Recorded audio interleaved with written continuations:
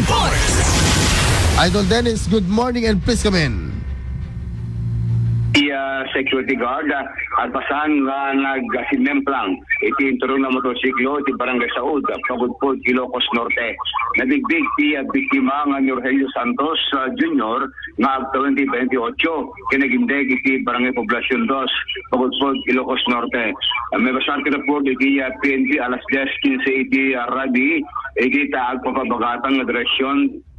lo bigyan kanalas control ti steering bar ti iturong na motorsiklo person ti na panagbaliktad iti kalsada kabut ibig sabihin kapilo si Gracia 20 metro kadiuna iti nakapaiyasan na ng rason iti panagsaraban iti sugat iti nagdumang paset iti bagina litarangin mo na iti Pagudpod Adventist Wellness and Medical Center ti biktima ngayon declared deto nga dead on arrival. Sigon ti PNP napakaruan ti biktima nga rason ti dagos ngayon na ipupusay nagpalagik na ron iti PNP kagresente nalitilikan iti agpataray iti kalsada ng ulan ng galis kinabasa pero malitilikan iti Desa Gracia iti agdama kituloy-tuloy iti kampanya ti PNP karite nga Pagudpod Ilocos Norte nga masagol iti panagdispasyo iti anyamang paslugan at malitilikan iti regular traffic accident.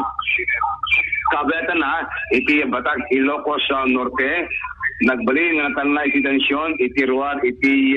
korte iti nakaschedule kuma iti kalman nga promulgation iti kaso asang sangwen dating Mayor Maret Gamboa iti Lingas Ilocos Norte iti kaso na kini dating inagboard President Ruiz nga bagayan iti promulgation. Sigon ti abogado iti akusado ni postpone manen iti promulgation gabo tawan iti kliyentena iti promulgation iti lain kalman gabo pa lang iti health reason in bagana nga ni dati Mayor Gamboa ket naka-hospital aga po iti panagmatong-ato iti blood pressure na kindumalampay iti MRI kasi maamuan ito ket natalget iti kasad na inabagana ngayon to na February 20 iti nakaschedule manen nga